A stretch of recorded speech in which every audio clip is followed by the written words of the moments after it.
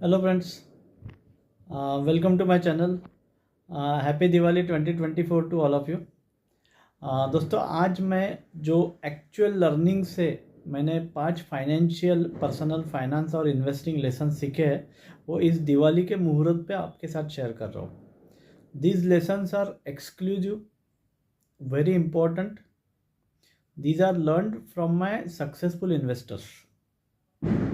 और जो भी चीज़ें मैंने प्रैक्टिस की है, जो भी चीज़ें मैंने स्टडी की है, उसमें से कुछ चीज़ें जो मैंने पर्सनली अपने पर्सनल फाइनेंसेस में अप्लाई करके देखे और मेरे को रिजल्ट्स आए, और जो मेरे इन्वेस्टर्स ने सक्सेस स्टोरीज बताई, तो इनको मैंने आज समराइज़ किया है।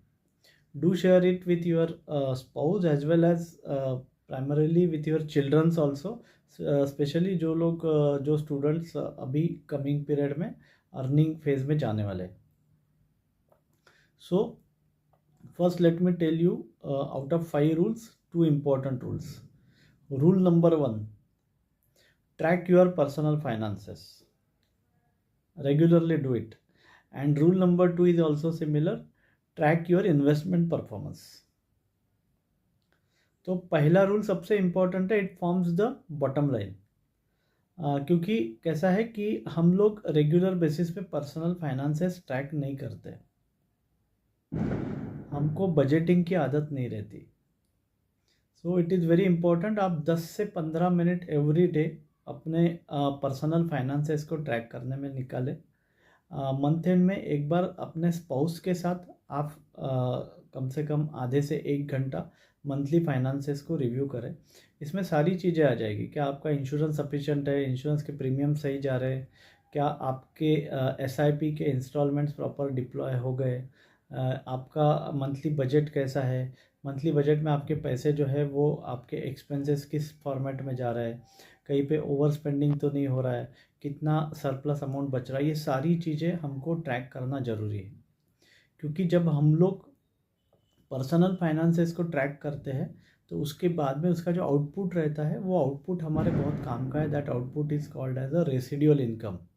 यानी हमारा जो इनकम है उसमें से हम लोग जो एक्सपेंसेस माइनस कर देते हैं, तो जो रेसिडुअल इनकम रहता है, that defines how wealthy you will be in the future.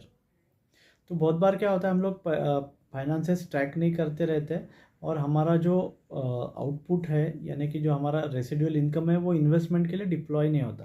तो इन्वेस्टमेंट को ट्रैक करके बहुत ज़्यादा फ़ायदा नहीं है, क्योंकि हमारे बैंक में काफ़ी सारा पैसा जमा हुआ है। मेरा एक इन्वेस्टर है, 80-90 हज़ार का उसका CTC है, और उसके बैंक अकाउंट में 5 लाख रुपया पड़ा है। तो उससे मैंने बात किया तो वो बोल रहा था, मैं स्टडी कर रहा था, 8-9 महीने से स्टडी कर रहा हूँ मैं, कहीं पे एक्सपेंस रेशो, कहीं पे 45 पैसा का एक्सपेंस रेशो दिख रहा है, कहीं पे 55 पैसा दिख रहा है।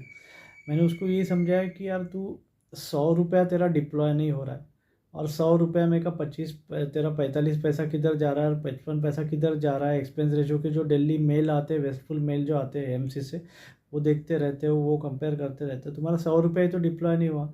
पिछले 1 साल के जो इंडेक्स के रिटर्न है वो 26% है, पोर्टफोलियो के रिटर्न ऑन एन एवरेज 35% है।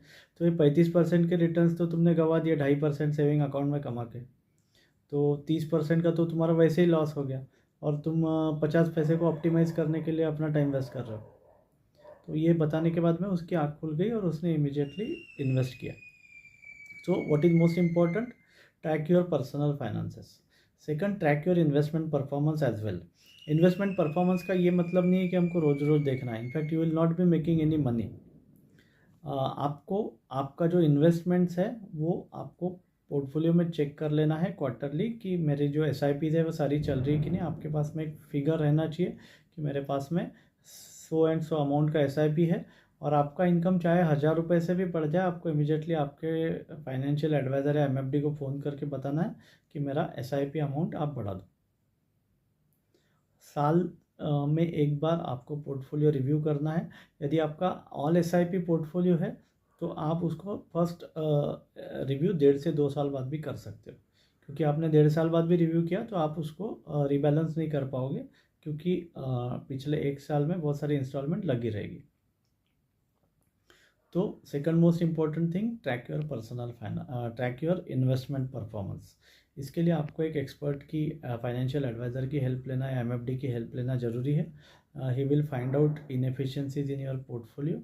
वो आपके पोर्टफोलियो में क्या क्या न्यू अपॉर्चुनिटीज़ ऐड कर सकते हैं वो भी ऐड करेगा और इनएफिशिएंसीज को रिप्लेस करेगा. This single action normally gives you alpha of around 1.5 to 2%. 2% से आपके नेट रिटर्न लॉन्ग टर्म में बढ़ जाते हैं, ये सिर्फ इस एक्शन से. Third most important thing, focus on assets. ये एक बहुत इम्पॉर्टेंट रूल है. ये रूल को हमको फॉलो करना है क्योंकि हम लोग investment is going to build an asset for you. तो आपको उस असेट पे फोकस करना है, न कि इनकम पे. वॉरेन बफेट और रॉबर्ट कियोसाकी जैसे जो मेंटर्स है वो भी यही बताते हैं कि when your focus moves from income to assets then only your financial life will change. आप इनकम बढ़ा के अमीर नहीं बन सकते. इनकम बढ़ा के सिर्फ रजनीकांत ही अमीर बन सकता है. इनफैक्ट रजनीकांत भी सर्वाइव नहीं कर सकता. आपने कितने सारे फिल्म स्टार्स को देखा होगा कि हु हैव डाइड ब्रोक. उनका इनकम तो बहुत तगड़ा था, तो क्यों नहीं फिर वो they stayed wealthy. It is because they did not focus on building a sustainable asset. तो it is the biggest game in the town, focus on assets not on income. चौथा इम्पॉर्टेंट रूल है कि align your investment with your financial goals. अभी आपको 100 में से 95 लोग ऐसे मिलेंगे कि जिनकी कहीं ना कहीं पे इन्वेस्टमेंट चल रही है. किसी ने यूलिप में डाला है, किसी ने LIC में डाला हुआ है, किसी की म्यूचुअल फंड SIPs चल रही है. बट ये सारी चल रही है, वो सफिशिएंट है या नहीं हमको कैसे पता? How do we know that this is going to, if you at all stop, this is sufficient till lifetime? How do you know that? How do you know that they are going to fund your children's education sufficiently? तो बहुत सारे financial calculators, गोल calculators available रहते हैं, but your investment and SIP should be aligned with your goals. ये चीज़ 95% लोग miss out कर जाते हैं. This is most important thing. और लास्टली, ये सारी चीज़ें आप कर रहे हैं, बट पांचवा और मोस्ट इम्पॉर्टेंट रूल है. That rule is first thing first, invest first, पे योर सेल्फ फर्स्ट. यदि आपका ये स्ट्रेटेजी है कि मंथ के एंड में जो भी बचा कुचा पैसा रहेगा उसको हम इन्वेस्ट करेंगे, that is the strategy of failure. That is not going to work. Your month should begin with your investments.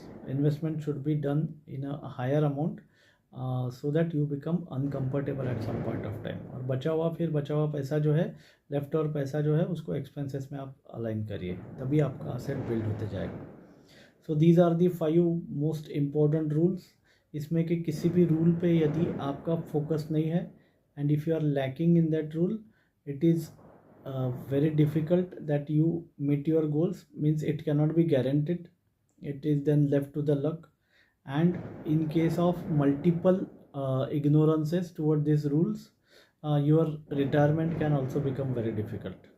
Forget about retiring young and retiring rich. तो ये जो 5 रूल्स मैंने बताए, follow these rules very strictly. कहाँ पे gaps है आप आपके MFD के साथ बैठ के डिस्कस करिए. एंड ये अभी ये जो सीज़न है, दिवाली का सीज़न, यहाँ से नेक्स्ट दिवाली तक try to adopt that mindset. Thank you.